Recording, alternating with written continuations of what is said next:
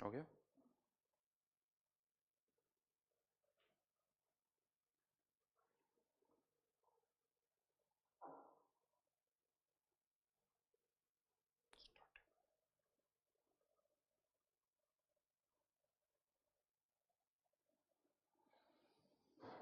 Good morning. तो कुछ technical issues थे जिसके कारण हमारी क्लास कुछ डिले हो गई है। तो कोई बात नहीं, नए नए एक्सपेरिमेंट्स हैं तो कुछ ना कुछ इश्यूज आते रहते हैं। चलिए तो आगे बढ़ते हैं। लास्ट क्लास के अंदर मैंने कुछ होमवर्क भी दिया था, लेकिन कुछ पहले डिस्कशन हम यहाँ पर करेंगे। जो लास्ट क्लास में हमारा डिस्कशन था डेल्टा एच और डेल्टा यू में रिलेशन का, तो उसी से रिलेटेड मैं बात कर रहा हूं। मैंने आपको 3 फॉर्मूले बताए थे, delta H equals to delta U plus P2 V2 minus P1 V1। दूसरा एक और फॉर्मूला हमने लिखा था, delta H equals to delta U plus delta N R delta T. और तीसरा formula delta H equals to delta U plus delta N G R T. ये 3 फॉर्मूले हमने लिखे थे और इनकी कंडीशंस भी मैंने आपको बताई थी कि कौन सा फॉर्मूला कब यूज करना है। राइट नाउ अब मैं बात कर रहा हूं डेल्टा एन जी की। इससे रिलेटेड जो कुछ क्वेश्चंस है शीट में भी है, उनकी मैं बात कर रहा हूं। पर्टिकुलरली डेल्टा एन जी कैसे निकालना है वो हमें पता होना चाहिए। उसके लिए वापस एक क्वेश्चन मैं पुट कर रहा हूं, हो सकता है आप में से कुछ को वो ऑलरेडी पता हो। जब भी हम कोई केमिकल रिएक्शन लिखते हैं, लेट्स से ये केमिकल रिएक्शन है 2A कन्वर्टिंग इनटू 3B। यहां पर इस रिएक्शन का हमें डेल्टा एच दे रखा है, let's say 50 kilo joule per मोल। ये जनरली इस तरह से लिखा जाता है। ये कुशल सक्सेना जो भी है इनको ब्लॉक कर दो, ये यहां से देख नहीं पाए, हटा दो इनको, है ना। तो delta H equals to 50 kilo joule per mole. Question मेरा ये है कि क्या ये तो समझ में आ रहा है कि एक एंडोथर्मिक रिएक्शन है, इतनी हीट जो है वो एब्जॉर्ब होगी। बट क्वेश्चन ये है कि इतनी हीट कब एब्जॉर्ब होगी, जब ए का 1 मोल रिएक्ट करेगा तब, या ए के 2 मोल रिएक्ट करे, या बी का 1 मोल बनेगा तब, या बी के 3 मोल बनेंगे तब, या ए और बी की कितनी भी अमाउंट रिएक्ट करे या बने, हीट एब्जॉर्ब 50 किलो जूल ही होगी। क्वेश्चन मेरा वापस से मैं रिपीट कर रहा हूं, इतनी हीट कब एब्जॉर्ब होगी, जब ए का 1 मोल रिएक्ट करेगा, या 2 मोल, या 10 मोल, या 15 मोल, या चाहे कितना भी ए रिएक्ट कर जाए, हीट एब्जॉर्ब जो होगी वो 50 किलो जूल पर मोल ही होगी। राइट? आंसर दे सकते हो आप। इतनी हीट कब एब्जॉर्ब होगी, जब ए का 1 मोल रिएक्ट करेगा, या जब बी का 1 मोल बनेगा, या ए के 2 मोल रिएक्ट करेंगे, या ए के 10 मोल रिएक्ट करेंगे, कब?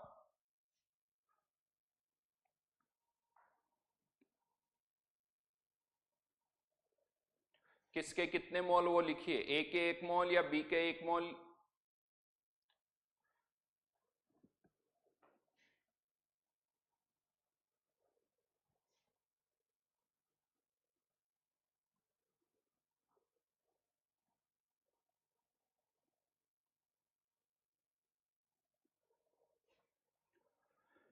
सही, बहुतों के आंसर सही आए। इतनी हीट कब एब्जॉर्ब होगी, जब ए के 2 मोल के साथ, ए के 2 मोल से बी के कितने मोल बन रहे, 3 मोल। यहां पर कंफ्यूजन किससे होता है, ये पर मोल से। इस पर मोल को हम ऐसे रीड करते हैं, पर मोल ऑफ रिएक्शन, पर मोल ऑफ रिएक्शन। और पर मोल ऑफ रिएक्शन का मतलब होता है number of moles equal to the stoichiometric coefficient. Number of moles equal to the stoichiometric coefficient, यानी स्टोइकियोमेट्रिक कोफिशिएंट जितने हैं उतने मोल्स रिएक्ट करने पर इतनी हीट एब्जॉर्ब होगी। इसका मतलब ये नहीं कि हमारे पास राइट नाउ ए के 2 मोल है, ये कह रहा है कि अगर ए के 2 मोल रिएक्ट करेंगे तो 50 किलो जूल हीट एब्जॉर्ब होगी।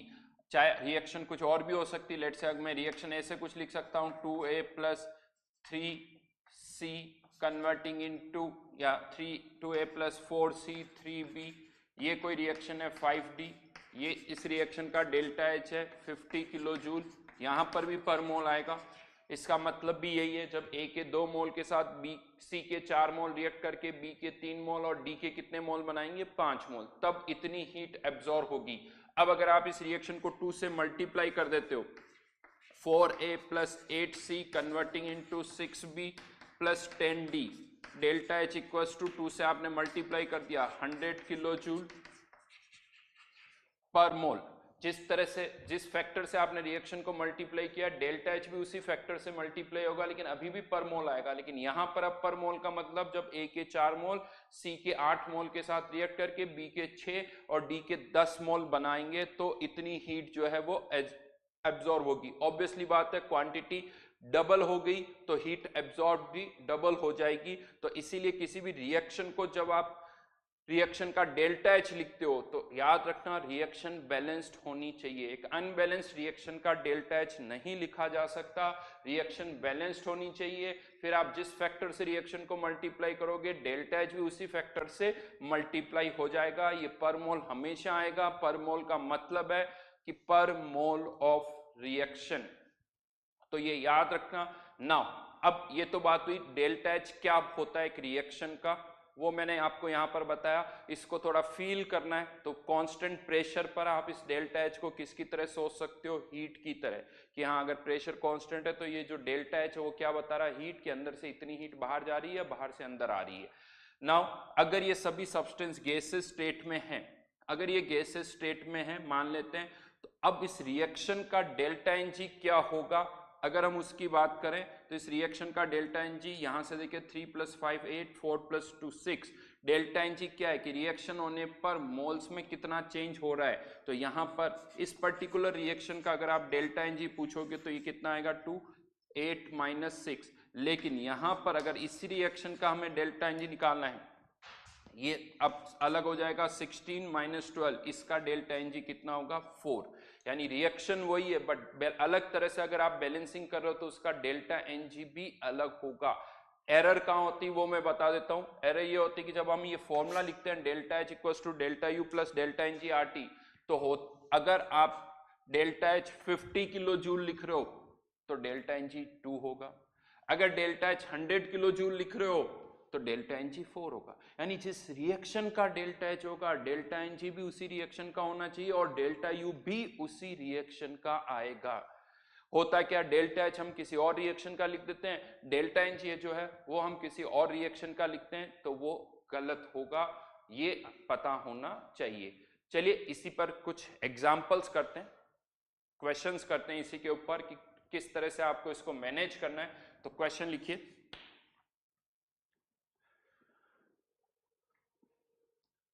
2 moles of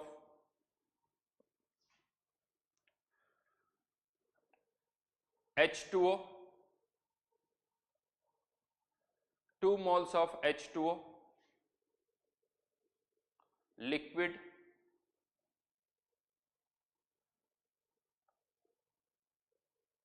are converted into H2O gas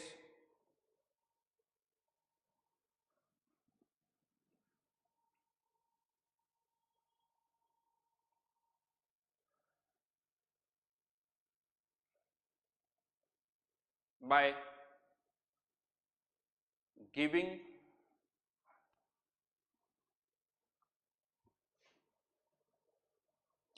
100 kilojoule heat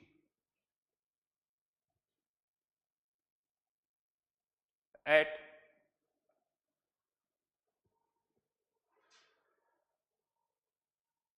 400 Kelvin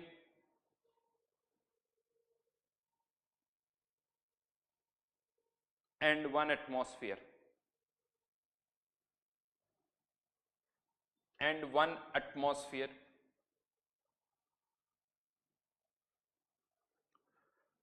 Find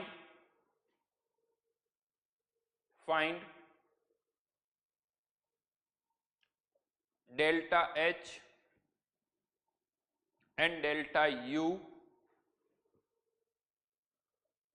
for given change, delta H and delta U for given change.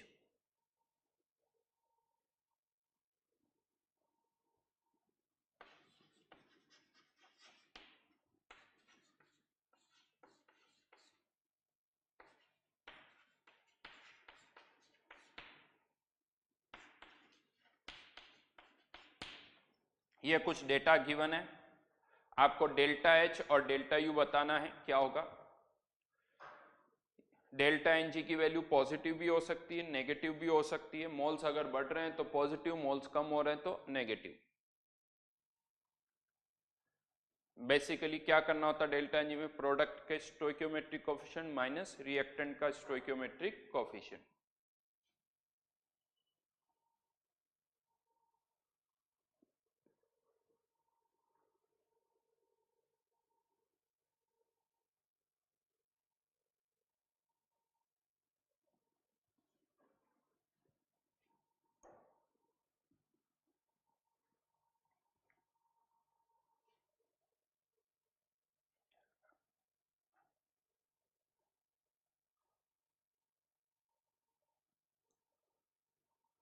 अच्छा, इसमें कैलकुलेशन थोड़ी आसान करने के लिए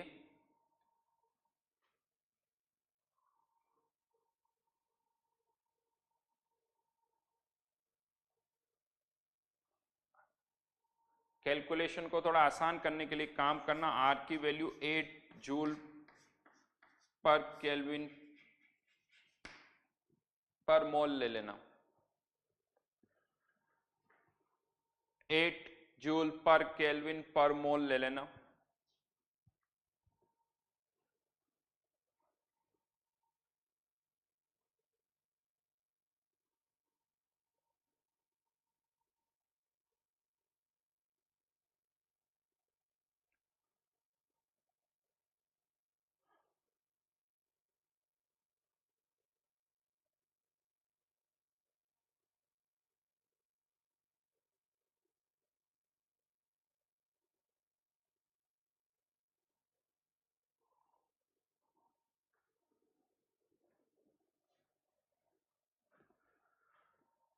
इसमें से मैं बता दूं एक डेटा आपको बहुत, डेल्टा एच और डेल्टा यू में एक तो पता ही है आपको, उसके लिए आपको कुछ नहीं करना है, बस थोड़ा सा सोचना है। यस, डेल्टा एच हमें पता है। क्यों? क्योंकि जो लिखा हुआ 100 किलो जूल, ये किस पर लिखा हुआ है? एट 1 एटमॉस्फेयर, यानी हीट दे रखी है आपको एट कांस्टेंट प्रेशर। तो ये जो हीट है वही क्या हो जाएगी? Delta H. तो डेल्टा एच के लिए तो आपको कुछ करना ही नहीं है। डेल्टा एच, ये 100 किलो जूल जो है यही आपका क्या हो गया? Delta H. अब आपको क्या निकालना है? डेल्टा यू और निकालना है, क्योंकि कांस्टेंट प्रेशर पर जो हीट होती है वही डेल्टा एच है। तो डेल्टा एच तो हमें पता है, अब हमें क्या निकालना है? Delta U.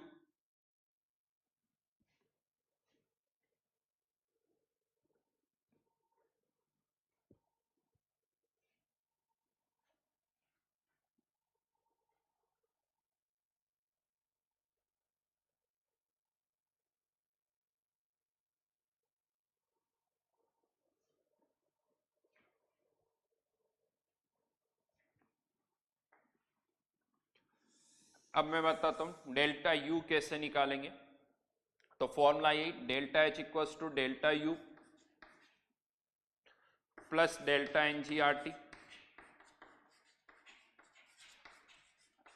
अब दो तरीके हैं, अगर आप ये रिएक्शन यूज कर रहे हो तो इसके अंदर H2O के 2 मोल नहीं, H2O का एक ही मोल है, 1 मोल ही कन्वर्ट हो रहा है। जबकि यहां पर ये जो डेल्टा एच है ये कितने मोल का है? 2 मोल का है। तो इस रिएक्शन का डेल्टा एच 100 किलो जूल नहीं है। मैं दोनों तरीके आपको लिख रहा हूं यहां पर, दोनों तरीके से इसको बता रहा हूं। या तो एक ऑप्शन, इसको हम 2 से मल्टीप्लाई कर दें, तो अब इस रिएक्शन का डेल्टा एच क्या लिख सकता हूं मैं? 100 किलो जूल। हाँ, यहाँ पर रिएक्शन के साथ जब भी लिखोगे तो ये पर मोल आएगा, ये 2 मोल के लिए, और इसका डेल्टा एन जी भी कितना हो जाएगा? 2 माइनस 0, क्योंकि ये तो लिक्विड है, तो 2 माइनस 0, यहाँ पर ये हो गया 100 किलो जूल। ये ध्यान रखना, joule kilo joule, delta U delta N G कितना 2, आर की वैल्यू 8 मैंने बता दी थी, इंटू 400 डिवाइडेड बाय 1000, ये हो गया 32 64 6.4, तो डेल्टा यू कितना हो जाएगा 100 माइनस 6.4।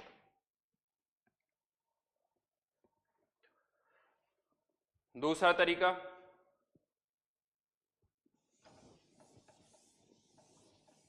आप ऐसे भी कर सकते हो, H2O liquid converting into H2O gas, इस रिएक्शन का अब जो डेल्टा H होगा, क्योंकि 1 मोल कन्वर्ट हो रहा है तो 50 kilo joule per mole.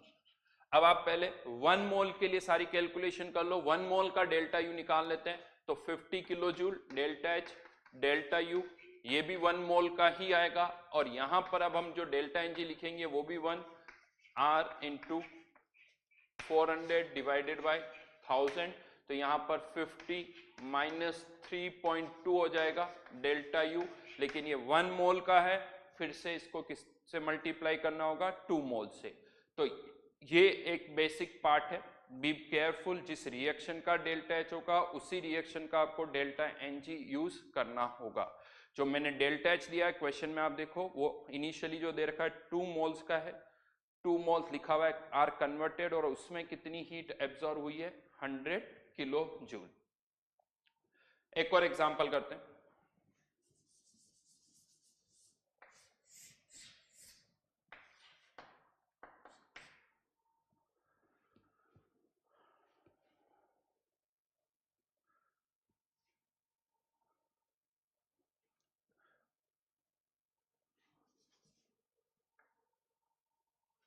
Hundred kilo joule heat is evolved, 100 kilojoule heat is evolved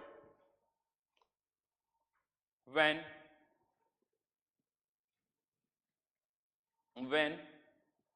2 moles of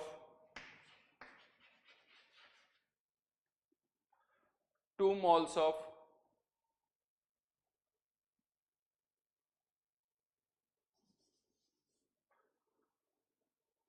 C3H8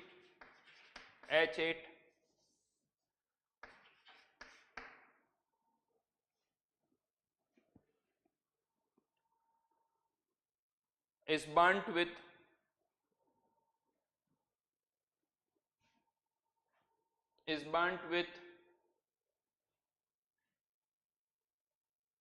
oxygen at 300 Kelvin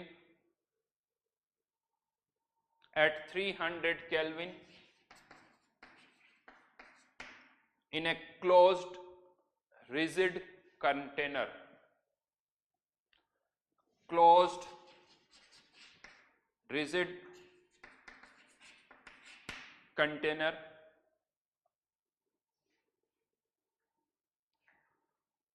find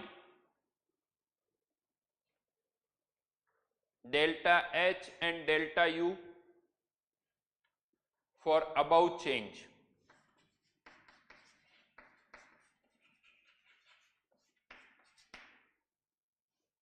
are की वैल्यू 8 जूल पर मोल पर केल्विन ले लेना।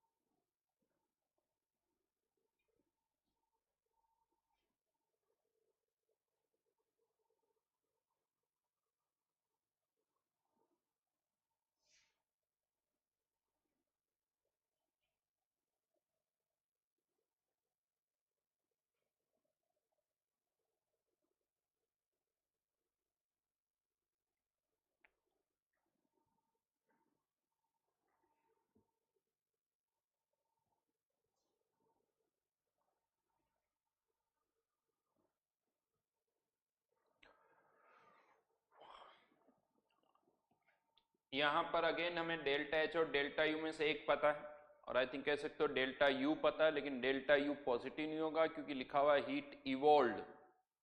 हीट इवॉल्व लिखा हुआ है, इसीलिए डेल्टा यू की value जो होगी वो -100 किलो जूल होगी।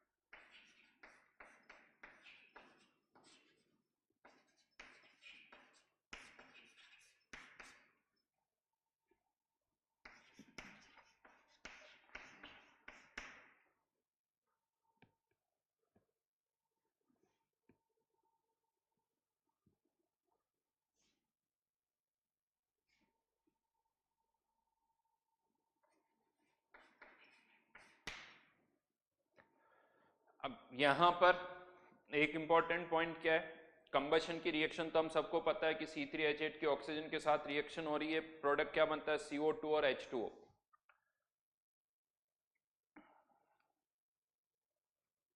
CO2 और H2O, लेकिन हाँ H2O की फिजिकल स्टेट क्या होगी, टेम्परेचर कितना दे रखा है 300 केल्विन, तो H2O की फिजिकल स्टेट क्या होगी लिक्विड डेल्टा Ng।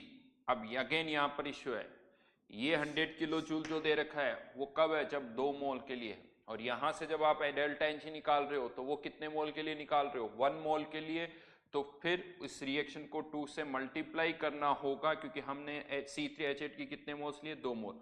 तो आप पहले इसी का डेल्टा Ng निकाल लीजिए, इसका डेल्टा Ng 3 और इधर करेंगे तो -6, तो डेल्टा Ng की वैल्यू कितनी आ जाएगी -3, लेकिन हमारे फॉर्मूले में जो पुट होगा -3 नहीं -6 होगा, तो डेल्टा H निकालना है, डेल्टा U -100 किलो जूल, ये 2 मोल का डेल्टा U है, इसीलिए यहां पर डेल्टा Ng भी 2 मोल का होगा, -6 × 8 × टेम्परेचर 300 डिवाइडेड बाय 1000।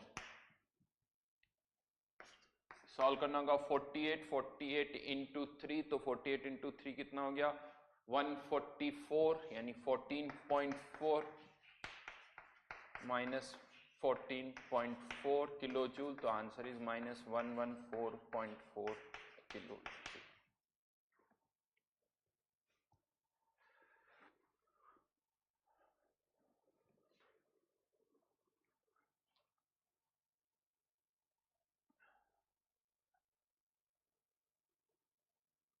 ठीक है,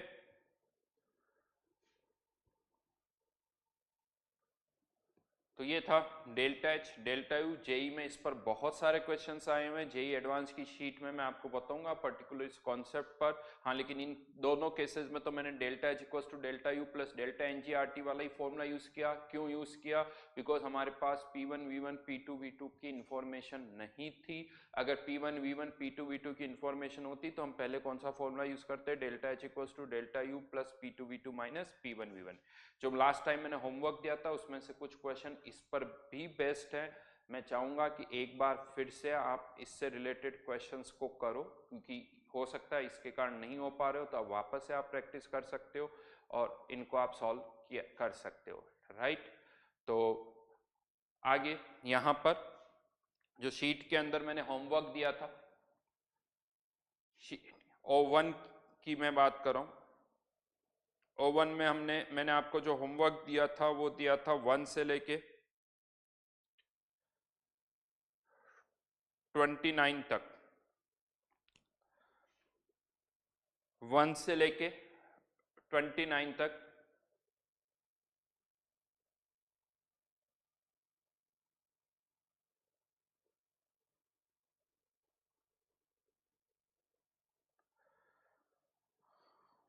इसमें कोई डाउट है क्या?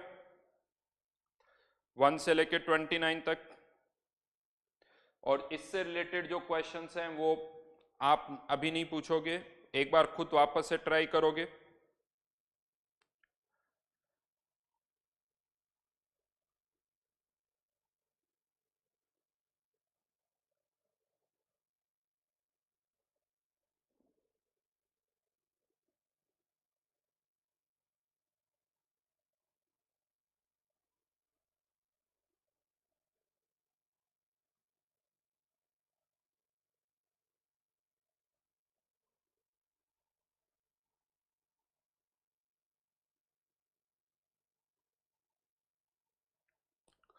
क्वेश्चन नंबर 7, क्वेश्चन नंबर 7 के अंदर जो एरिया इनक्लोज्ड होगा वो वर्क डन के बराबर होगा। एरिया इनक्लोज्ड निकालना होगा, ये फिजिक्स में पढ़ चुके हो। पीवी डायग्राम में एरिया जो होता है एरिया अंडर द कर्व और या एरिया इनक्लोज, तो इसका एरिया निकालना आपको। तो ये डिस्टेंस कितनी होगी 5p, ये कितनी होगी 4p, 5p into 2v triangle है इंटू हाफ।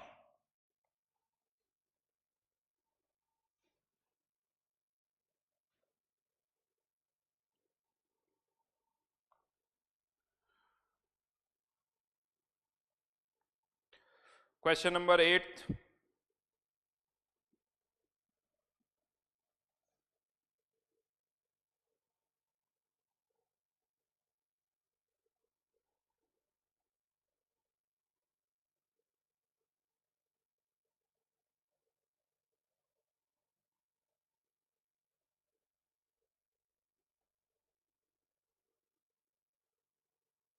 थर्मली इंसुलेटेड है तो Q तो क्या हो जाएगा 0।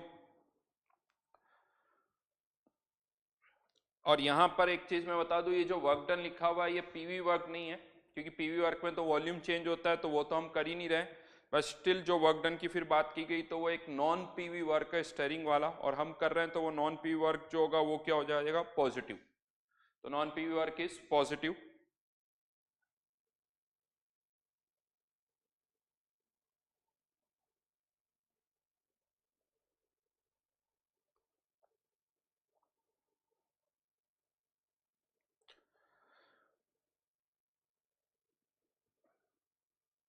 क्वेश्चन नंबर 12, क्वेश्चन नंबर 12 के अंदर सेम लॉजिक यहां पर यूज होगा। एरिया इंक्लोज जो होता है, लेकिन यहां पर साइक्लिक और एंटी क्लॉकवाइज और क्लॉकवाइज ये अलग अलग है। तो एक का एरिया अगर पॉजिटिव क्लॉकवाइज और इसका एंटी क्लॉकवाइज, ये दोनों एक दूसरे को कैंसिल आउट कर देंगे। तो क्वेश्चन नंबर 12 के अंदर जो टोटल वर्क डन होगा वो हो जाएगा 0। क्वेश्चन नंबर 12 के अंदर टोटल वर्क डन जो होगा वो 0 हो जाएगा। क्लॉकवाइज और एंटी क्लॉकवाइज वाला कॉन्सेप्ट लग जाएगा।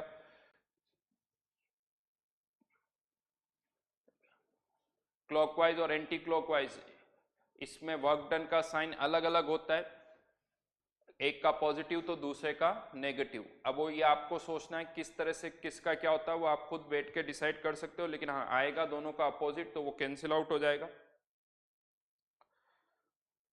क्वेश्चन नंबर 21, क्वेश्चन नंबर 21 के अंदर ये साफ दिख रहा है कि आइडियल गैस है और उसका टेम्परेचर बढ़ रहा है। टेम्परेचर क्वेश्चन नंबर 21 में टेम्परेचर बढ़ रहा है, आइडियल गैस है। फॉर्मूला क्या लग जाएगा एनसीपी डेल्टा टी, और टेम्परेचर बढ़ रहा है तो डेल्टा एच की वैल्यू जो होगी वो पॉजिटिव होगी। दूसरा अगर हम इस कर्व को देखें क्वेश्चन नंबर 21 में, तो प्रेशर में ज्यादा चेंज नहीं आया है, प्रेशर ऑलमोस्ट कांस्टेंट है। टेम्परेचर बढ़ रहा है तो वॉल्यूम भी बढ़ रहा होगा, और वॉल्यूम बढ़ रहा है तो वर्क डन जो होगा वो नेगेटिव हो जाएगा। तो work done will be negative.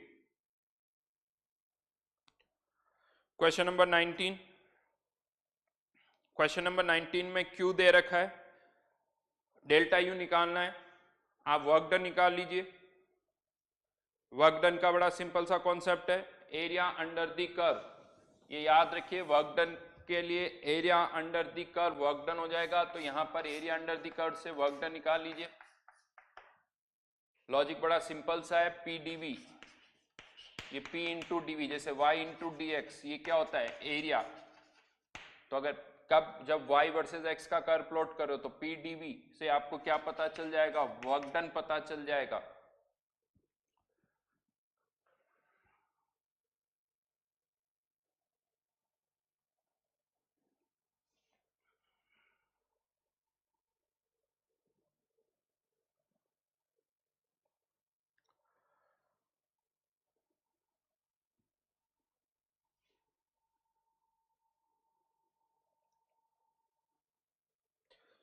Question number 23 के अंदर कार्बन मोनोऑक्साइड 1 मोल ऑक्सीजन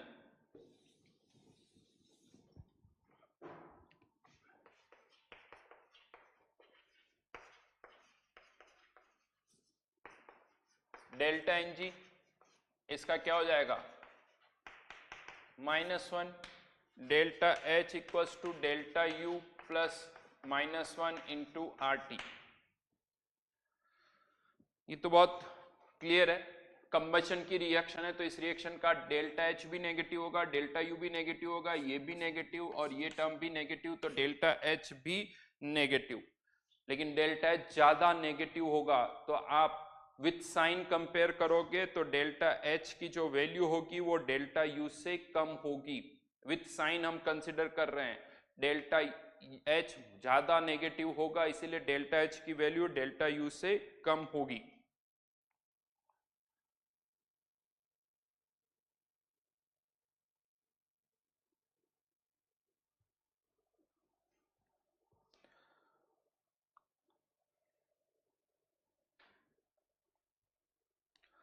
चलिए क्वेश्चन नंबर 27 में बता देता हूं। क्वेश्चन नंबर 20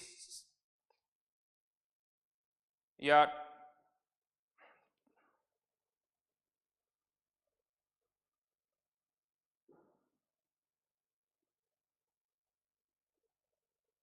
क्वेश्चन नंबर 27 के अंदर अगर आप नोटिस करोगे तो डेल्टा Ng की वैल्यू क्या आ रही है 0, H2 plus Cl2 converting into twice HCl, delta Ng 0, तो जो डेल्टा H होगा वही डेल्टा U भी हो जाएगा। तो डेल्टा H और डेल्टा U में कोई डिफरेंस नहीं है क्वेश्चन नंबर 27 में। हाँ, लेकिन ये जो डेल्टा H आपको दे रखा है ये डेल्टा H 1 मोल H2 के लिए है, 1 मोल Cl2 के लिए, जबकि यहाँ पर कितने मोल रिएक्ट कर रहे हैं 3 मोल्स, तो यहां पर उसको मल्टीप्लाई करना होगा। तो क्वेश्चन नंबर 27 में delta H equals to delta U equals to -185, ये 1 मोल के लिए, हमें कितने मोल के लिए निकालना है 3 मोल्स के लिए, तो 185 इंटू 3। जबकि क्वेश्चन नंबर 28 में 70 ग्राम इथिलीन और 73 ग्राम HCl है। चेक करो लिमिटिंग कौन है, उतने ही मोल्स रिएक्ट कर रहे होंगे। HCl के अगर हम मोल्स निकालें तो HCl के 2 मोल्स हैं और इथिलीन के मोल्स उससे ज्यादा है, तो लिमिटिंग कौन हुआ HCl, तो HCl के 2 मोल रिएक्ट कर रहे हैं, तो आपको 2 मोल HCl के अकॉर्डिंग सोचना है जैसे अभी हमने किया था। लेकिन आपको पहले 2 मोल HCl के लिए कैलकुलेट करना होगा, या तो आप पहले पूरा 1 मोल के लिए कर लीजिए क्योंकि रिएक्शन में जो डेल्टा H दे रखा है वो भी 1 मोल HCl का है, तो पहले 1 मोल HCl का डेल्टा U निकालो और 1 मोल HCl का डेल्टा U निकालने के बाद फिर उसको 2 टाइम्स आपको करना होगा। ठीक है,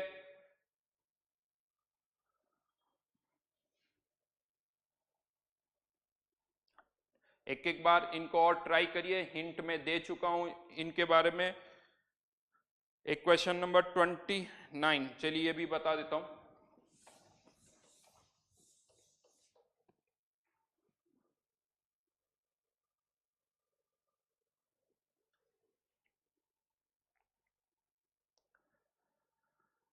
क्वेश्चन नंबर 29, सबसे पहले वर्क डन निकालना होगा। Constant external pressure 1, volume 1 litre से 4 लीटर कितना हो गया, तो ये हो गया -300 जूल, ये वर्क डन आ गया। यहां पर इनिशियल टेम्परेचर दे रखा है तो फाइनल टेम्परेचर निकालना होगा P1 V1 upon T1 equals to P2 V2 upon T2, तो 1 into 10 divided by 300, finally pressure 5, volume 4, temperature आपको निकालना है, तो ये T2 की वैल्यू कितनी आ गई 600 केल्विन। हीट कैपेसिटी दे रखी प्रोसेस की, हाँ यहाँ पर मोलर हीट कैपेसिटी नहीं, हीट कैपेसिटी दे रखी है। हीट कैपेसिटी जो भी प्रोसेस हो रहा है, अब पर मोल नहीं है ये, तो आपको यहाँ पर एक तरह से n इंटू सी का डेटा दे रखा है। n इंटू सी कितना 50, टेम्परेचर चेंज कितना हो गया 300, किलो जूल में कन्वर्ट करोगे या जूल 15,000 जूल, किलो जूल में निकालेंगे तो 15 किलो जूल। Q आ गया, W आ गया। अब हमें क्या निकालना है, डेल्टा। इससे आप डेल्टा U निकाल सकते हो, Q प्लस W, तो डेल्टा U की वैल्यू हो जाएगी 15 minus 0.3 kilo joule.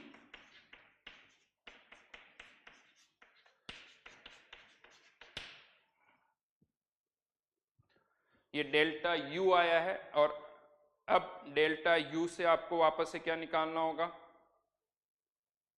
Delta H। तो फॉर्मूला लगा दो, delta H equals to delta U plus NR delta T। Delta H equals to delta U plus NR delta T, या delta H equals to delta U plus P2 V2 minus P1 V1। दोनों फॉर्मूले से कोई भी एक formula आप लगा सकते हो, ठीक है।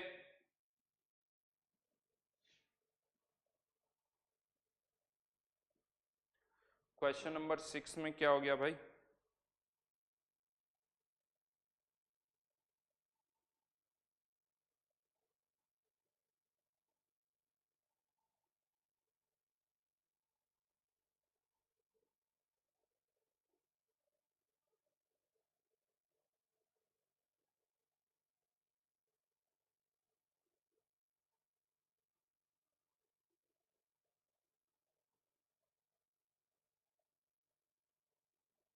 क्वेश्चन नंबर 6 के अंदर जो गिवन इंफॉर्मेशन है उसी के अकॉर्डिंग सॉल्व करना होगा, क्योंकि पाथ का आइडिया नहीं है। बस ये कहा जा रहा है कि वॉल्यूम कांस्टेंट है, यानी इनिशियली भी V है, फाइनली भी V है, तो उसी के अकॉर्डिंग सॉल्व करना होगा जो इंफॉर्मेशन गिवन है। हाँ, कोई जरूरी नहीं है कि ये थ्रू आउट कॉन्स्टेंट रहे, ये कोई जरूरी नहीं है, तो उस केस में फिर वर्क डन क्वेश्चन नंबर 6 में 0 नहीं होगा।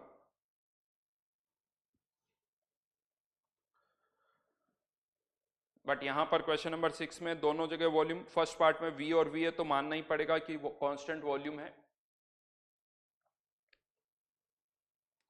और सेकंड पार्ट में वॉल्यूम बढ़ रहा है, एक्सपांशन हो रहा है, एक्सपांशन हो रहा है, तो वर्क डन जो होगा वो नेगेटिव हो जाएगा। तो क्वेश्चन नंबर 6 के फर्स्ट पार्ट में वॉल्यूम कांस्टेंट मानना है, सेकंड पार्ट में प्रेशर कांस्टेंट मानना है, ठीक है। चलिए, आज का टाइम थोड़ा पहले उसमें चला गया, नहीं तो हमें आइसोथर्मल प्रोसेस स्टार्ट करना था। तो यहाँ पर हमने एंथैल्पी को कंप्लीट किया है। आइसोथर्मल प्रोसेस, आइसोथर्मल प्रोसेस, अब हम अलग अलग प्रोसेस की यहाँ पर बात करेंगे। हर एक प्रोसेस के लिए हम कुछ फॉर्मूले डिराइव करेंगे, जैसे आइसोथर्मल, आइसोकोरिक, आइसोबारिक और एडियाबेटिक। इनके लिए हमें work done, heat transfer, delta H, delta U, इन सब के फॉर्मूले हमें डिराइव करने होंगे। क्वेश्चन नंबर 26 में बता चुका हूं, हिंट दे चुका हूं, सफिशिएंट है। अब खुद सोचो उस पर कैसे करना है। सारे एक जैसे हैं, 26, 27, 28, ये सब एक जैसे हैं। खुद सोचो क्या करना है इस पे। तो लेकिन अब चलिए, टाइम नहीं बचा है, आगे वापस आपकी नेक्स्ट क्लास भी है, तो ये हम अब नेक्स्ट क्लास से स्टार्ट करेंगे। तो नेक्स्ट क्लास में हम स्टार्ट करेंगे आइसोथर्मल प्रोसेस। होमवर्क जो है वो मैं आपको ग्रुप पे बता दूंगा कि और आगे आपको क्या होमवर्क यहाँ पर करना है, वो आपको ग्रुप पे मैं बता दूंगा, ठीक है। Thank you.